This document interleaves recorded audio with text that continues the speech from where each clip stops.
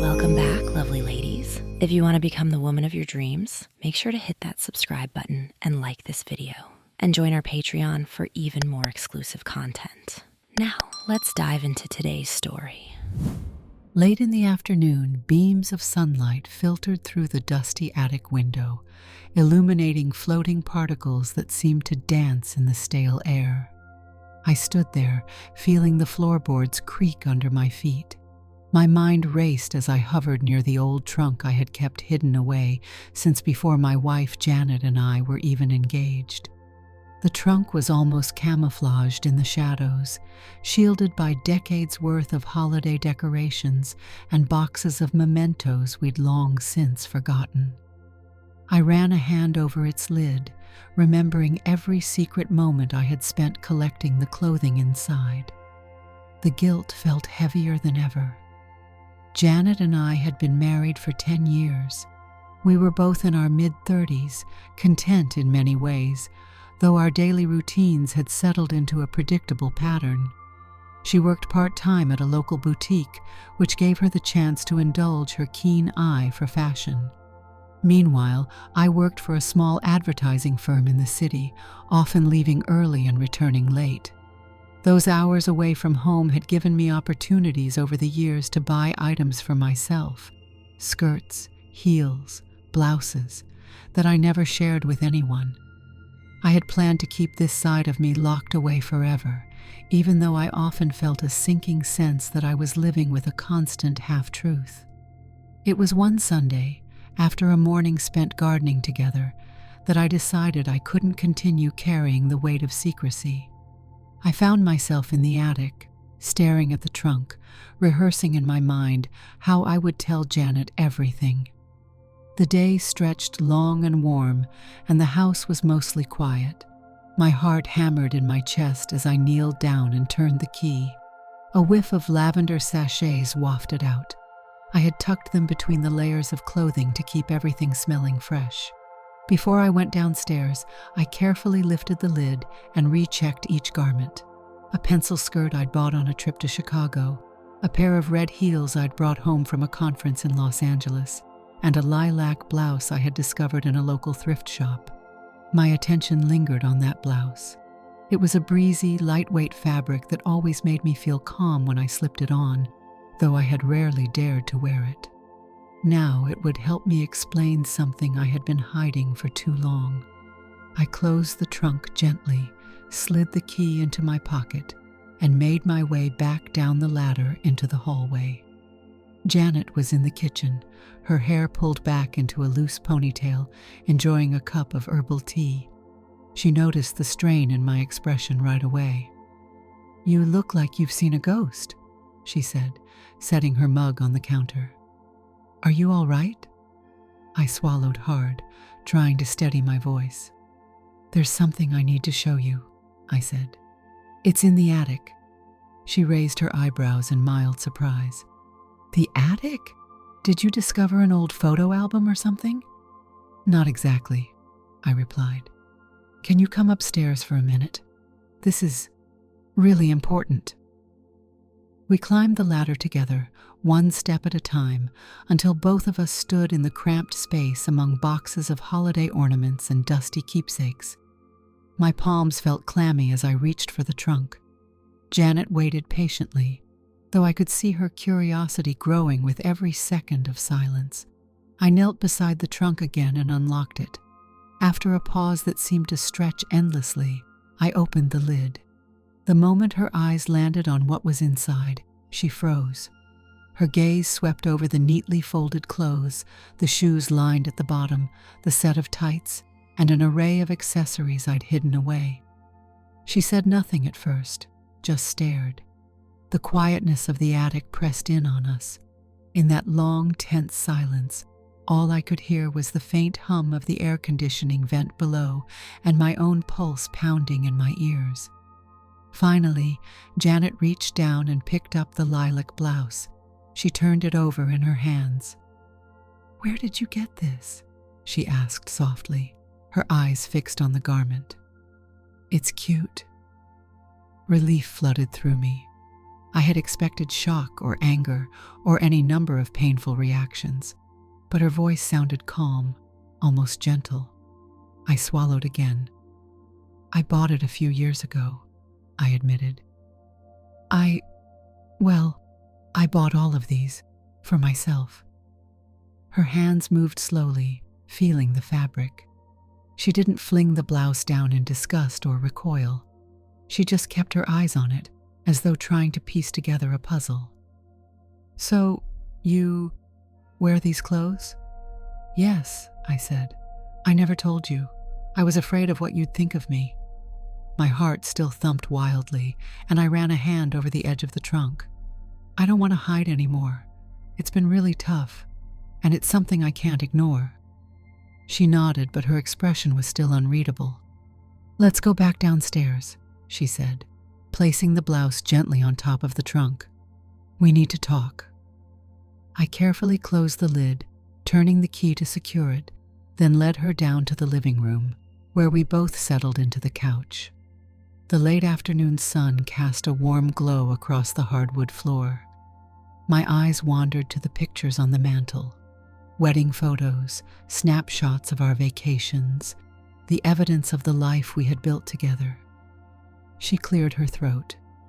So, she began, how long have you been keeping this from me? I turned to face her. Pretty much our entire marriage, I said. I started gathering these clothes even before we got engaged, but it wasn't until after we moved into this house that I had a safe place to store them. I used to lock everything in suitcases when we lived in an apartment. When we bought this place, it was easier to just keep them in the attic. Her eyes flickered with a hint of sadness. Why didn't you tell me before? I gripped my hands together, trying to still the trembling. I didn't know how you would react, I admitted. I didn't want to lose you, to disappoint you, or to make you feel betrayed. Every time I thought about telling you, I got scared. Janet exhaled, a faint quiver in her voice. I'm not going to pretend this isn't a lot to take in, she said, but I'm trying to understand. We sat in tense silence for a few moments. Then, in an act that made my heart soften with gratitude, she reached over and put a hand on top of mine. You must have felt lonely, she said quietly. I nodded. Sometimes I did. Other times, I tried to push it out of my mind and act like it wasn't there. But in reality, it's been part of me for so long. She squeezed my hand. Thank you for telling me, she said, her voice gentler now. I know this must have taken a lot out of you to finally say. We talked well into the evening, barely noticing the shift from dusk to nighttime. The front porch light had flicked on automatically, casting faint illumination through the windows. Janet asked me questions about when I first realized I wanted to wear these clothes, how often I had done it, and if I had ever left the house dressed in them. I answered honestly, admitting that I'd never ventured outside. It was always in hotel rooms or the privacy of our home when she was out of town. Janet's reaction was not one of rejection or mockery. It was more that she needed time to process. When we finally got up to make a simple dinner of grilled vegetables and rice, she walked around the kitchen in a contemplative silence. I busied myself chopping peppers and onions, waiting for her to say something more. At last, she spoke while setting the plates on the table.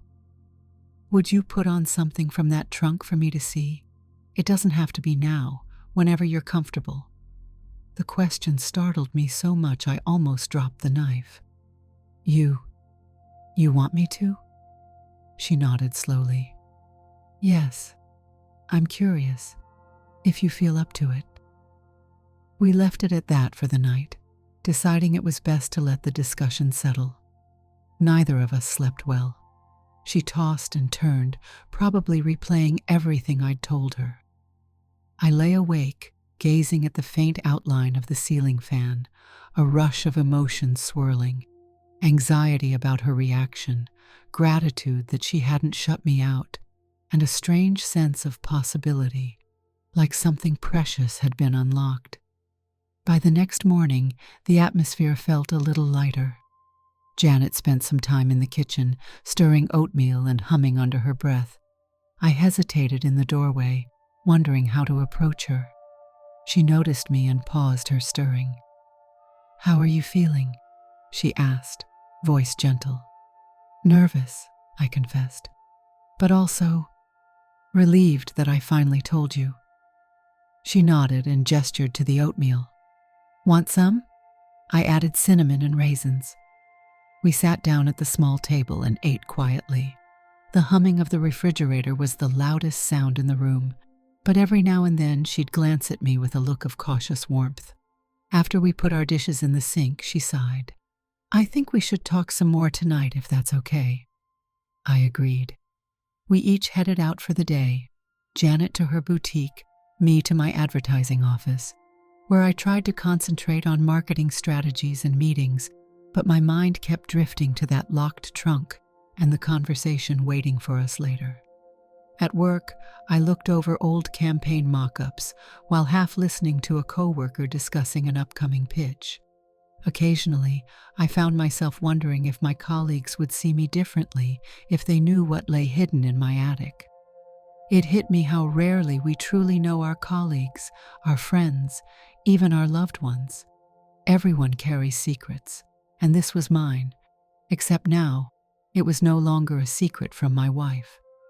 When I got home that evening, I found Janet sifting through her closet, setting aside a few outfits she wanted to donate. "Hey," she greeted me. "I ordered takeout. It should be here soon. I figured we could eat first, then pick up where we left off." We ate pad thai and spring rolls in the living room, the aroma of fresh basil and lime drifting between us. After cleaning up, she turned off the television and patted the couch cushion next to her. "I've been thinking a lot," she said. "I don't really know how this is going to affect our relationship, but I don't want to ignore it. You said you'd show me something from the trunk, right?" I swallowed, nerves tangling in my stomach. "Yes, I did say that." She offered a small smile, trying to be encouraging. "You can take your time. I'm not trying to rush you." Still, I felt a pulse of bravery. I got up without a word, walked to the attic ladder, and climbed up. My heart pounded the entire time as I approached the trunk. Opening it carefully, I picked out that lilac blouse, a simple knee-length black skirt, and a pair of low-heeled pumps. I paused, swallowing a surge of apprehension. Then I carried them downstairs to the guest bedroom, where I closed the door and changed. Inside that room, my hands trembled as I buttoned the blouse. The mirror on the wall was small, hung over a chest of drawers. I could see my reflection from the waist up. My hair was short, though I sometimes let it grow out a bit. That day, it was trimmed neatly, nothing overly styled. I took a deep breath, trying to steady myself, and slipped on the skirt. The feeling was oddly comforting. It reminded me of the sense of calm I had whenever I dressed in private. The final touch was slipping on the pumps. They weren't too high, maybe 2 inches, but they made me feel a bit more poised. When I finally opened the guest room door, I felt unsteady, as though I was walking on a narrow bridge. Janet was waiting in the hallway, leaning against the wall. When she saw me, her eyes flicked over me from head to toe.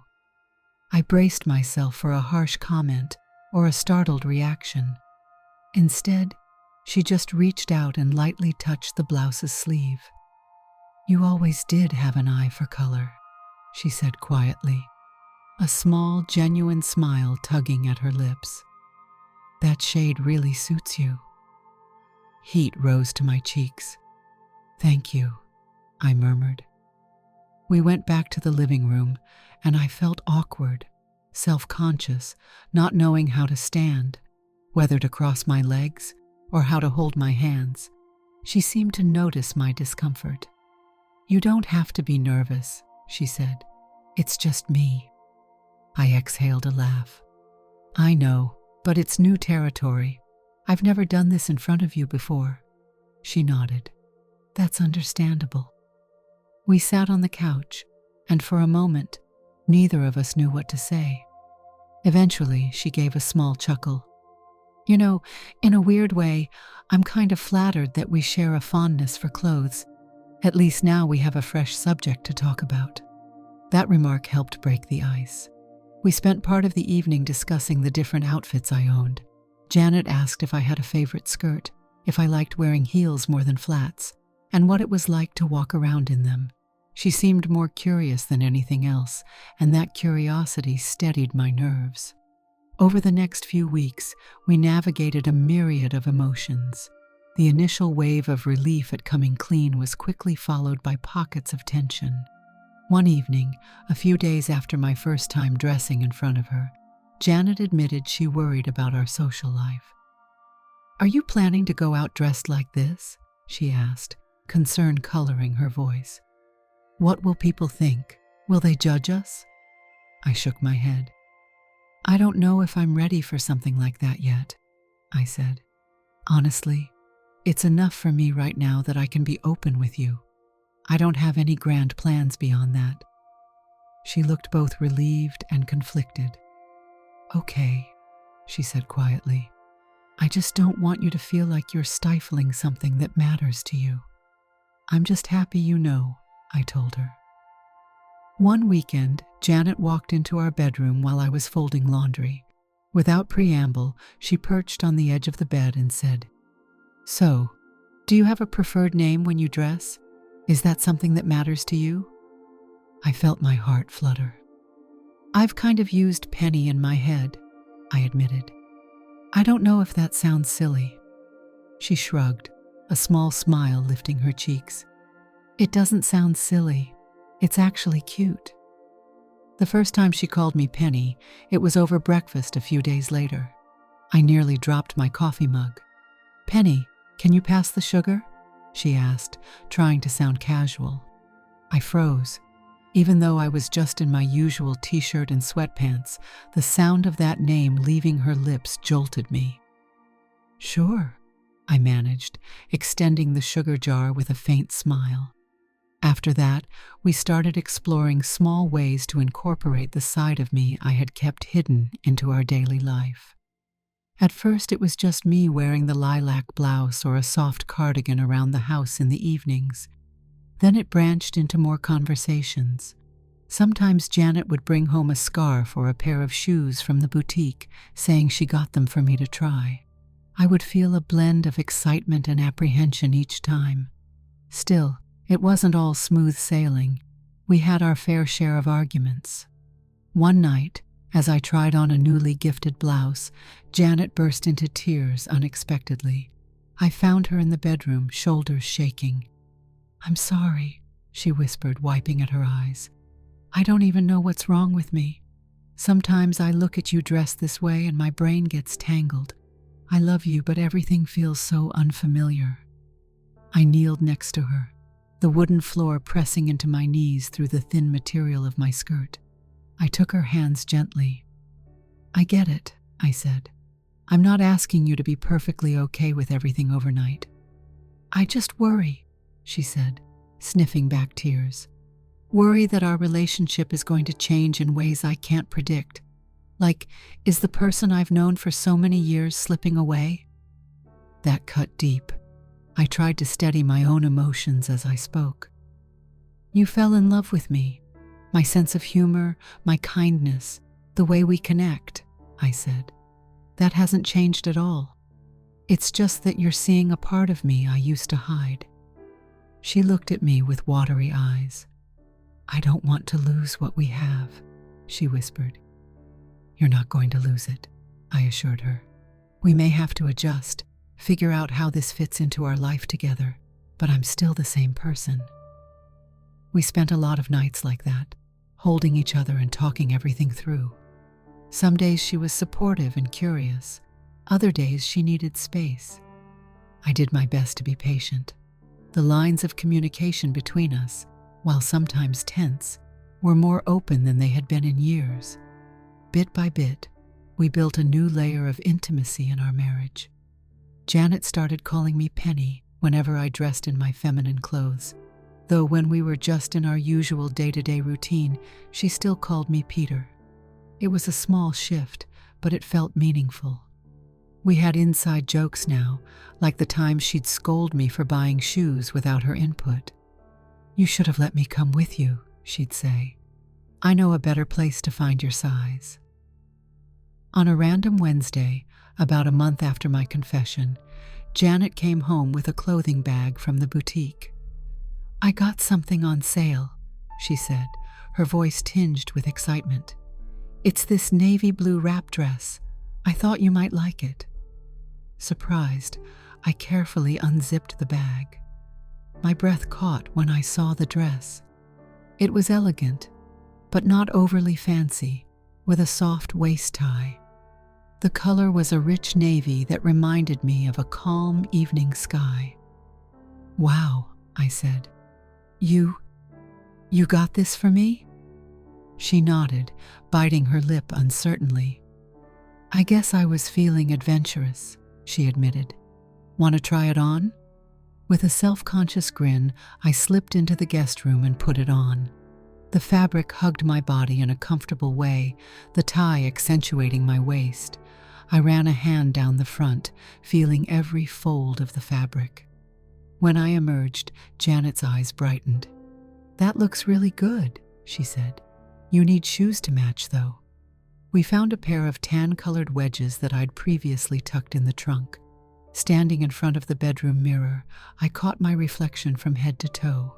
I saw a reflection that combined the quiet, reserved me with a sense of confidence I rarely felt. Janet stood behind me, resting her chin on my shoulder. Our eyes met in the mirror. "You look happy," she said, her voice soft. I turned to face her, my cheeks warming. I feel good, really good." Her smile widened. "Then that's what matters." Despite our progress, I still kept all my clothes in the trunk, as if part of me wanted that separation from my daily life. One afternoon, Janet suggested we create some space in our main closet.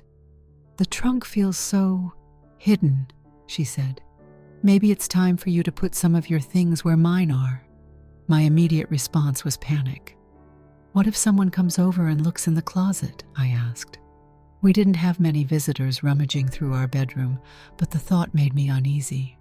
She shrugged. "You could keep some things in the guest room closet, or get a separate dresser that locks if that makes you feel more secure. But I don't want you running to the attic every time you feel like dressing differently. This house is ours, equally." Her words gave me a jolt. She was right, of course, and the only reason I kept everything in the attic was out of habit and fear. That day, I carried a handful of skirts and tops down to the guest closet, carefully organizing them. I let out a long breath when I was finished, relieved to finally give some space in the house to that part of me. Janet smiled as she watched me hang each piece, as if a weight had been lifted off both our shoulders. Time passed. We found a new groove. Janet would call me Penny during quiet evenings, or playful weekend afternoons when we were home together. Sometimes she'd catch me staring at a piece of clothing in my newly arranged closet, trying to decide if I had the courage to wear it outside to run an errand. I never did, but we'd talk about the possibility. "Just a quick trip to a store in the next town over," she'd tease. "No one would know us there." But each time I'd shake my head and laugh nervously, claiming I wasn't ready. At least we could talk about it, though. That was a giant step from where we'd been. The secrecy was gone, and I felt closer to Janet in ways I didn't think possible. Sometimes we'd argue over trivial things, like when I'd forget to put the laundry in the dryer. But the bigger trust between us remained intact. It felt real, unmasked. One Sunday afternoon, several months after the trunk's unveiling, I was sweeping leaves off the patio when Janet stepped outside with 2 cold drinks. The day was bright, the sky stretching endlessly overhead. She handed me a glass of lemonade and settled onto a deck chair. "I've been thinking," she said, sipping her drink. "Uh-oh," I teased, leaning the broom against the side of the house. Should I be worried? She grinned, then shook her head. I was thinking about inviting a few close friends over for dinner next weekend, she said. Not a big party, just 2 or 3 couples we hang out with sometimes. My chest tightened a little. Sure, I said. But what about my, She shrugged. We don't have to reveal anything if you're not comfortable, she assured me. I just think it would be good to have people around. We haven't entertained in ages. I sipped my lemonade, feeling the tangy sweetness on my tongue. That sounds nice, I agreed. But the thought of hosting people, with the knowledge of what was in my closet, made my heart flutter nervously. Still, I trusted Janet's intuition that it might be healthy to have a bit of normalcy, if anything about our life could be labeled normal anymore. The night of the dinner, we set the table in the dining room with our best plates. I prepared a roast chicken and vegetables, while Janet made a salad and dessert.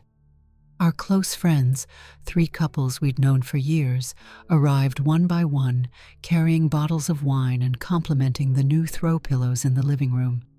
I forced myself to act casual, but inside I felt a slight worry that the trunk or the closet might come up in some roundabout conversation. But it never did. Our guests laughed over stories, we reminisced about shared vacations, and the evening flowed with an easy warmth. At one point, a friend remarked on how relaxed Janet and I seemed together. You two always had a good vibe, he said, topping up his glass of wine. But there's something more open between you now. Janet and I exchanged the briefest, knowing look. She gave a small smile and quickly changed the subject. No one pressed further, and the evening continued without drama. It was a simple but lovely gathering. After everyone left, we cleaned up the dishes, laughing quietly at the occasional spilled drink or half-eaten dessert. We did good tonight, Janet said, stacking plates in the dishwasher. I nodded. It was really nice to see everyone. Then she caught my eye. I'm proud of you, she said. Proud that you're being open with me, trusting me. Thank you, I said, gently touching her arm. I'm proud of you too, for being so understanding. She leaned in and kissed me softly on the cheek, and we spent the rest of the night watching old sitcoms on the couch, feeling content. Not long after that night, she asked me if I wanted to go shopping together. It was a Saturday, and the weather was mild. We took her car to a nearby outlet mall. We can just look around, she said casually. No pressure. My anxiety bubbled as we parked the car. I'd never gone out openly to shop for women's clothes unless I was by myself, far from home. Now I was with Janet, who casually pointed out stores she liked, as if it was perfectly natural. We browsed racks of dresses and skirts. Occasionally she would grab something in my size. Want to try this? She'd ask with a teasing smile. I found myself hesitating outside the dressing rooms, worried that people might give me strange looks. But Janet calmly ushered me along, and after a few beats of hesitation, I found myself standing in a spacious dressing room with a handful of clothing. The overhead lighting was unflattering, but I tried on a few blouses and a flowy skirt. I could see from the expression on my face in the mirror that I felt unsteady, though part of me was thrilled to be sharing this experience with her. When I stepped out of the dressing room to show Janet a floral print blouse, I felt my pulse spike. Another shopper in the corridor glanced our way but quickly looked back to her phone. Janet nodded with approval. That color is gorgeous on you, she said. No one else seemed to care. The employees were busy folding clothes or assisting customers. We were just another pair of shoppers. That normalcy was strange and wonderful. We ended up buying a simple skirt and blouse set, plus a pair of shoes for Janet. In the car ride home, she reached over and squeezed my hand. Thank you for coming, she said. I know that was probably nerve-wracking. It was, I admitted, but it was also nice to do something ordinary together. The weeks that followed brought a sense of daily life that was more honest than before. Some nights, Janet would watch her favorite TV drama while I sat beside her, wearing comfortable loungewear that included leggings from my section of the closet. Other nights, I'd stick to jeans and a t-shirt, and we'd cook dinner together without thinking about the trunk at all. The blending of these aspects of my life began to feel natural, a reflection of the many layers in our marriage. Of course, there were setbacks. One evening, I walked into the bedroom to find Janet scrolling through her phone with a troubled expression. "You okay?" I asked, sitting on the edge of the bed. She looked up. "I was reading a discussion thread," she began slowly. "People can be cruel. They were mocking someone who dresses differently." My chest tightened. "You're worried about me facing that kind of reaction?" She nodded. "I just don't want us, to face that negativity," she said softly. I placed a hand on her knee. "We don't have to broadcast anything," I reassured her. "You know I'm not running out to show the world. This is between us, as far as I'm concerned. If down the line we feel differently, we'll decide that together." She exhaled slowly, then gave a quiet nod. "Right. Together. That's what matters." We ended that night with a gentle hug, an unspoken understanding that as supportive as Janet was, fear of outside judgment was still very real for both of us. It was yet another layer we'd navigate at our own pace. One of the most moving moments came a few weeks later. I was scheduled to attend an out-of-town meeting, and Janet decided to accompany me so we could extend the trip into a mini vacation.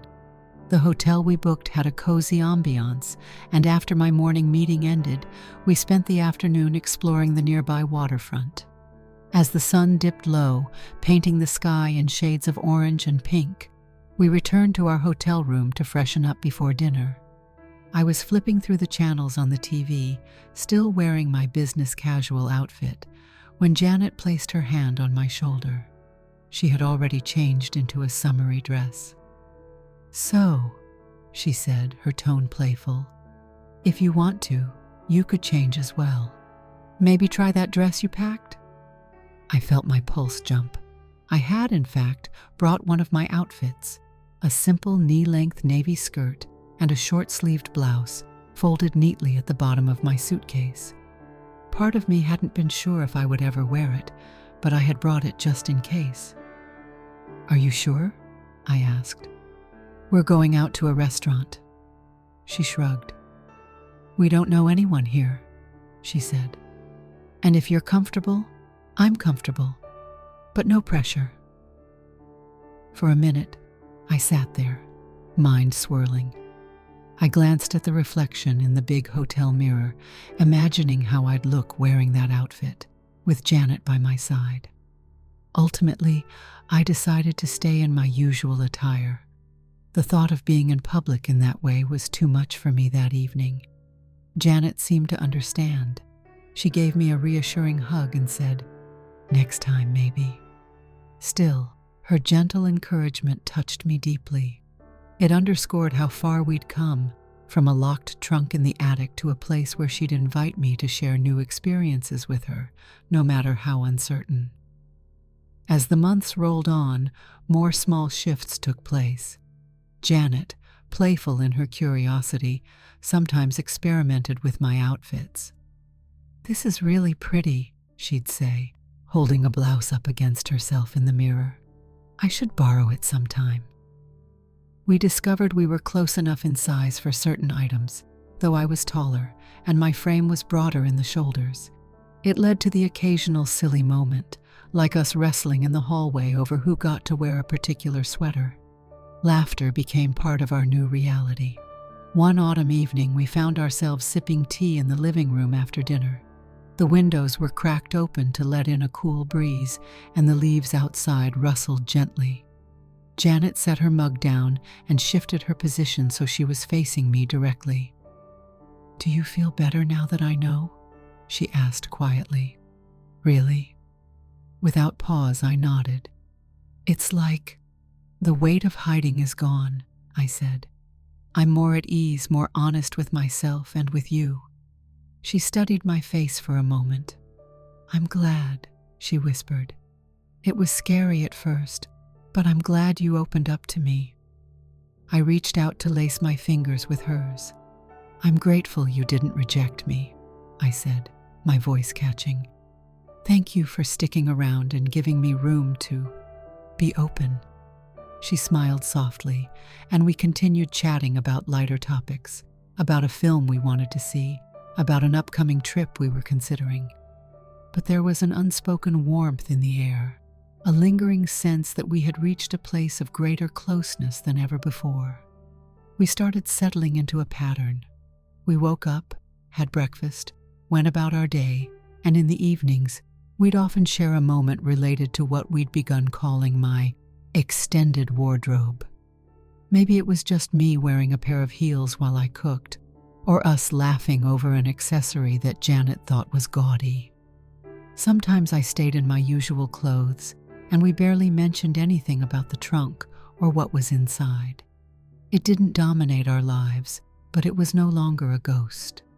There were still stressful days, especially when either of us was tired or our schedules got hectic. But in those moments, we remembered the relief of living without secrets. This tension would pop up when Janet's parents called and suggested a visit. I'd fret about whether my guest room closet needed hiding. Don't worry, Janet would reassure me. They won't be poking around.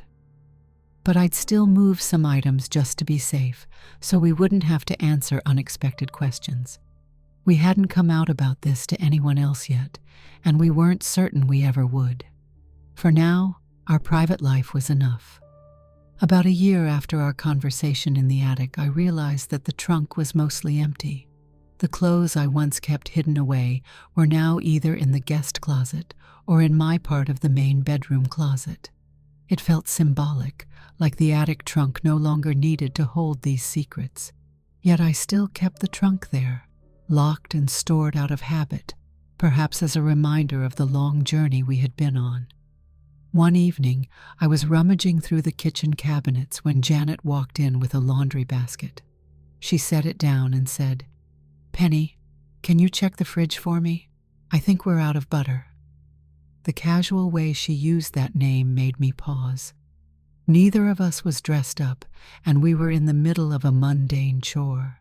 But that name slipped off her tongue naturally, without ceremony. It struck me as a sign of how much we had grown. I shot her a grin and opened the fridge, rummaging past the orange juice and yogurt. "We're in luck.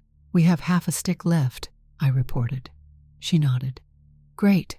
I need it for the cookies I'm baking tomorrow." A warm comfort filled me, and I realized that over time we had formed a new normal. A normal where a nickname like Penny was not out of place, where my different outfits were just part of the backdrop of our daily lives, where we might still face confusion or worry about the future, but we did so together. Eventually, we did have a conversation about whether we wanted to tell anyone else. It was a slow, cautious topic. We considered telling our close friend Rita, but ultimately decided we weren't ready. "Maybe someday," Janet said, "but we should make sure we're both comfortable." I agreed, reflecting on how deeply personal this was. The trust we had built between us felt sacred, a bond that we had earned through honest, sometimes painful conversation. Sharing it with others might invite complications we weren't prepared for. A few days later, I found myself heading up to the attic, pulled by some nostalgic impulse. I unlocked the trunk, which now contained only a few items I hadn't moved yet, old sweaters that didn't fit as well, an outdated pair of heels I'd hardly worn. I ran my hand along the edge of the trunk's interior, thinking about the countless times I had stood up here alone, heart pounding, feeling trapped between my hidden life and my love for Janet. Then I remembered that Sunday afternoon when I first showed her what was inside. The look on her face, the stillness in the air, the intense relief that followed when she simply picked up a blouse and asked, "Where did you get this? It's cute." It felt like a lifetime ago, yet also just yesterday. I closed the trunk, letting it click shut in a satisfying finality. That evening, as we cooked dinner side by side, me stirring a pot of soup, Janet chopping herbs, she suddenly said, "You seem so calm these days." I paused, noticing that I did feel calm. I felt free from the burden of living a double life. Even on the days that were hectic, or the days we disagreed about small household issues, there was honesty in how we lived. And that honesty had made us grow closer in ways I never anticipated. "I guess it's because we have no more secrets," I said, turning off the stove. She smiled and slid the chopped basil into the pot. "It suits you," she teased. "Honesty is a good look on you." We laughed softly, and I reached over to give her a one-armed hug, mindful of the hot pot. It was such a simple domestic scene, but it carried a weight that only she and I fully understood. Later that night, after the kitchen was tidied and we were curled up on the couch, Janet rested her head on my shoulder. We talked about small plans for the future, another road trip, home renovations, the possibility of adopting a rescue dog. I realized how wonderful it felt to plan a future without worrying about the trunk in the attic. Before we went to bed, Janet hesitated in the hallway. She looked me up and down with a thoughtful expression, then said, "Do you want me to call you Penny tonight?" I smiled, my chest warming. "I'd like that." She took my hand, and we headed into the bedroom. I felt a surge of gratitude for the woman by my side, for the times she stayed up with me when I was anxious, for her willingness to ask questions and listen, and for the care she showed. We had come a long way from that first startling confession, and though the journey had its bumps, we had built something stronger, layer by layer. We lay in bed, each reading our own book, feet touching beneath the sheets, the soft glow of the bedside lamp illuminating the pages. After a while, I put my book down, closed my eyes, and let the hum of the night fill my ears. Janet shifted closer to me, resting a hand on my arm. "Penny?" she whispered. "Yes," I answered. She let out a contented sigh. "Thank you for trusting me. I love you." "I love you too," I whispered back, my voice filled with heartfelt relief and care. In that hushed moment, I felt the quiet joy of living my truth, openly, with the person I adored. There was no trunk to hide behind anymore, no locked lid between us. There was just the two of us, side by side, pressing on through life's unknowns together. Did you like the story? Hit that like button and tell me what you thought in the comments. Do you want to hear more stories? Subscribe and hit the bell. For exclusive content and early access, check out our Patreon. You can find the link in the description, or you can watch any of the videos shown on my right. Thank you for watching and see you in the next video.